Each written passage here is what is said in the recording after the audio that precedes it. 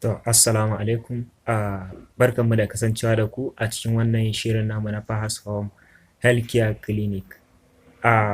Kamar yadda kuka sani, muna ɗan ɗaukan wasu ƙananan cututtuka muna muku bayani a kai. To, a yau dai mun kawo muku wata cuta ce wanda ake kiranta malaria parasite. Ita wannan cuta ta malaria parasite to cuta ce wanda zan muku bayani ita yanzu. To ita dai wannan cuta ana kiranta malaria. To topic namu na yanzu za mu yi magana ne akan the origin of the word.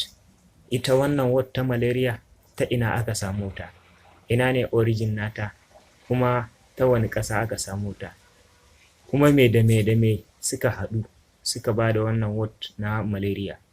To ita idan aka ce mal is an Italian word, da malaria is an Italian word, sannan kuma is medical word.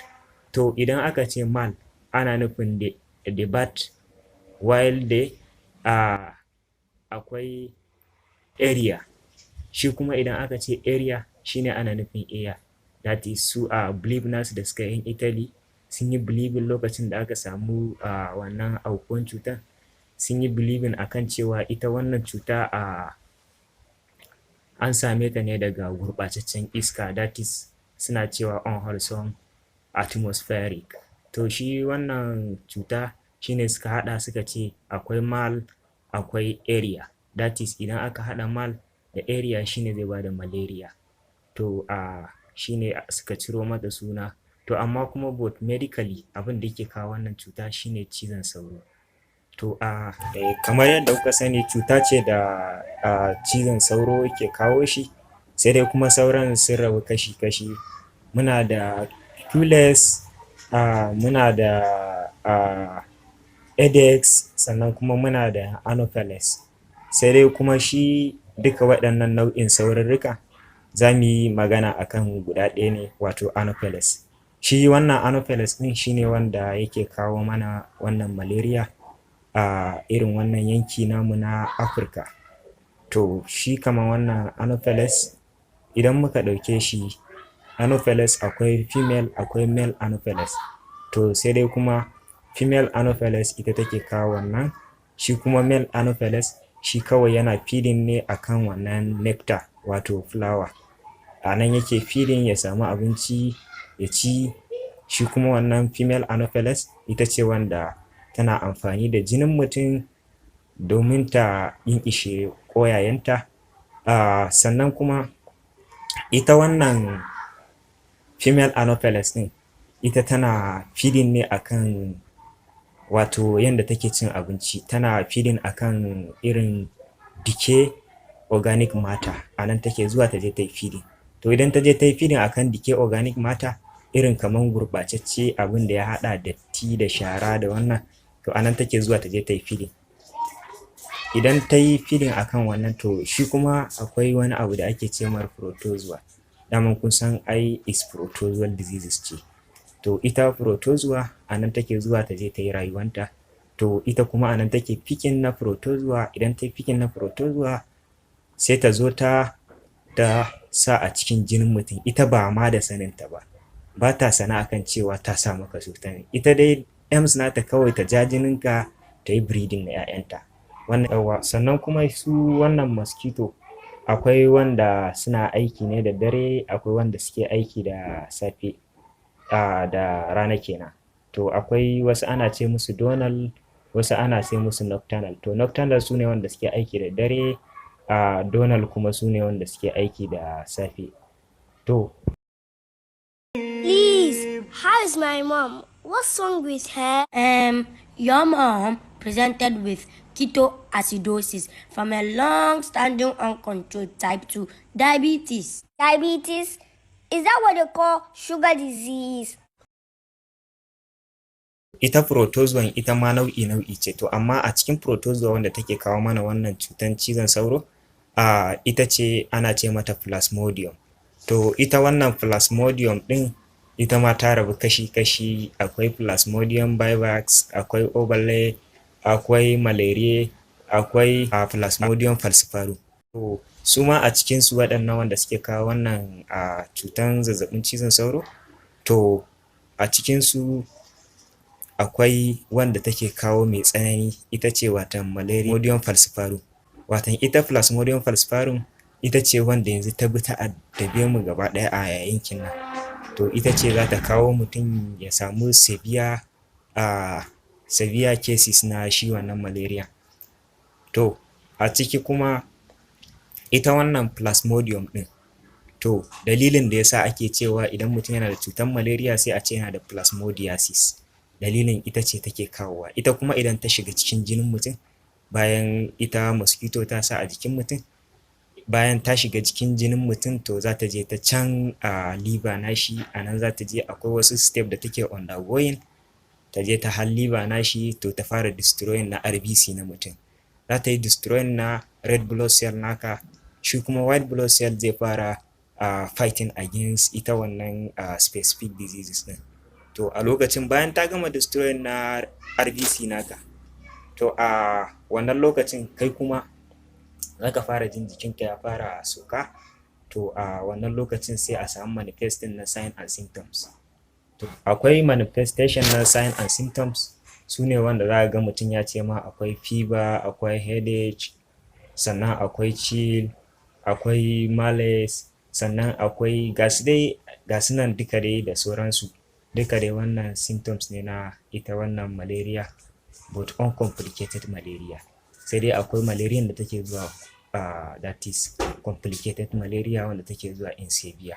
Shi ne wanda za ka ga mutum ya samu case har da convulsion, ya samu seizure, ga coma, ya samu dehydration, sannan still har anemia. Ita kuma wancan tana zuwa ne da vomiting da abdominal pain, wancan abu na kenan. Ita kuma wannan mai tsananin, ita tana zuwa ne da asalin manya-manyan sign and symptoms. Wato sannan sai kaman treating nata. Idan za a yi treating na ita wannan case ta malaria, dan yanzu ta riga ta zama mana kusan case ne ya ɗan yi tsanani, to akwai wasu drugs da ake amfani da su. To at least dai ana son first choice dai ka yi amfani da artemether, wanda shi ne kusan first choice wanda za ka yi amfani da shi. Sannan akwai second choice da ake amfani da shi, su ne idan bai je wancan severe abu nan ba, za ka yi amfani da wannan, za ka yi amfani da Lonart, that is wancan da ake ce mishi artemether plus wancan lumefantrine, that is wanda yake zuwa in abu nan ana kiran shi coartem. To sannan kuma za ka iya amfani da wannan dai first choice kenan, za ka iya amfani da wannan drugs ɗin, ko ka yi alluran artemether ko kuma ka yi alluran wancan. To idan kuma abin ya je is severe case, to za ka iya amfani da artesunate, za ka iya amfani da quinine therapy, amma if possible idan za ka iya amfani da shi dan yana da contraindication sosai, dan akwai bidiyo da za mu muku yanda ake treating na shi wannan quinine ɗin, yanda ake quinine therapy kenan. To shi yana da contraindication sosai. Sannan kuma idan treating ɗin ya rabu kashi-kashi, akwai treating na pregnant women. To treating na pregnant women shi ma is daban ne. Kusan akwai wasu manyan likitoci wanda suke cewa ba zai yiwu a ɗauki shi wannan artemether a bata a first trimester ko kuma second trimester ba. Amma idan aka samu macen da ta riga ta kai second trimester, wasu ma sun ce za a iya mata, amma wasu dai ba su ba da gamsuwarsu akan hakan ba. A cikin manyan likitocin wasu na cewa za a iya a bari sai third trimester mata artemether if possible, wannan ma duka ba matsala. Amma kuma a first trimester ana samun congenital problem, to shi yasa ba a so a yi. Sannan kuma shi wannan ana so first choice nata na mace mai ciki a bata wancan coartem, za ta iya amfani da shi, ko kuma a mata first choice nata dai kawai is coartem da wannan quinine da wannan a choice dai na drugs ɗin da suka bayar, sun ba da quinine da artesunate sannan kuma da chloroquine shi ma duka za a iya mata. To duka dai wannan a choice ɗin da suka bayar a drugs iya wannan za a yi amfani da shi. To sannan kuma akwai wasu daga cikin wanda suke treating na malaria amma suna mantuwa ƙwaya ɗaya. Firstly abin da za ka yi nazari abin da zai zo kanka, to ita wannan malaria falciparum ɗin plasmodium falciparum ɗin idan ta shiga jikinka ina take zuwa? To firstly tana destroying na RBC ne.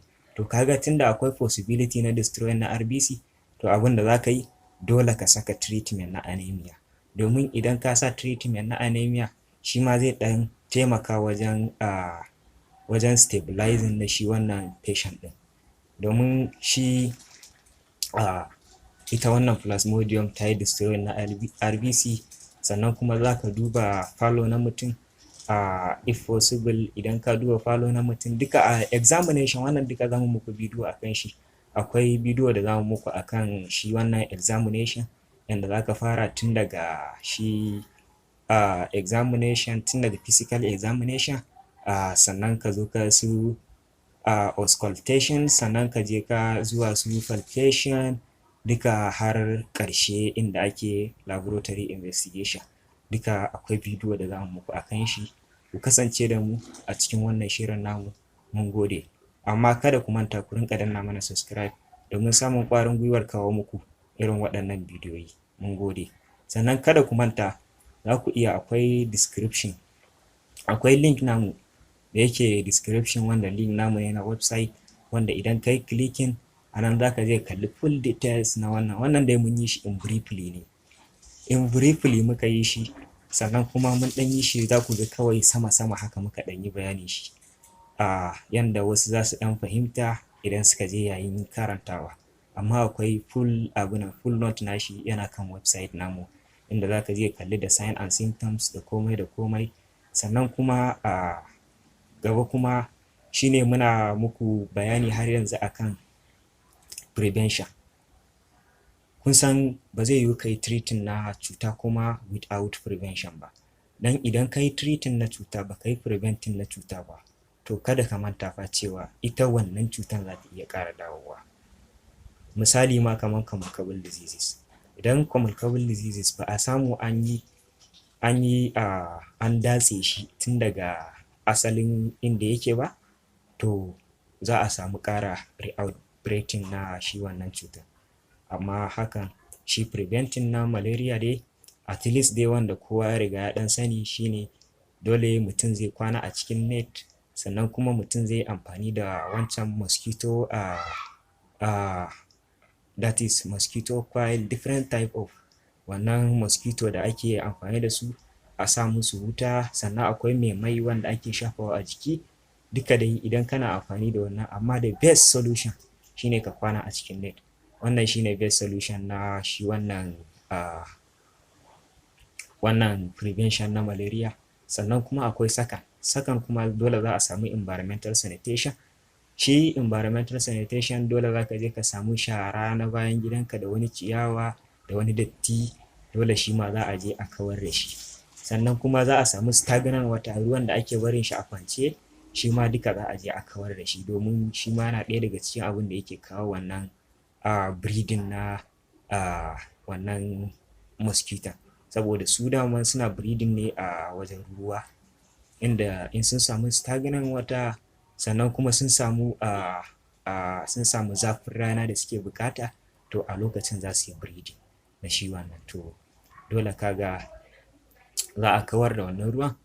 Sannan kuma akwai irin kaya da suke ɗaki, wannan irin kaya wanda kaya dai wanda dai zai yi forming na that is me ake cewa filthy environment, wanda zai sa environment ɗin ya zama very dark. To wannan shi ma ana so a tattare wannan kayan domin suna hangin da rana su ɓuya a wajen, idan dare yayi su fito. Amma kuma akwai wanda mun gaya muku suna aiki da dare, su ne akwai su that is nocturnal, su ne wanda suke hangin su ɓuya dare in yayi su fito.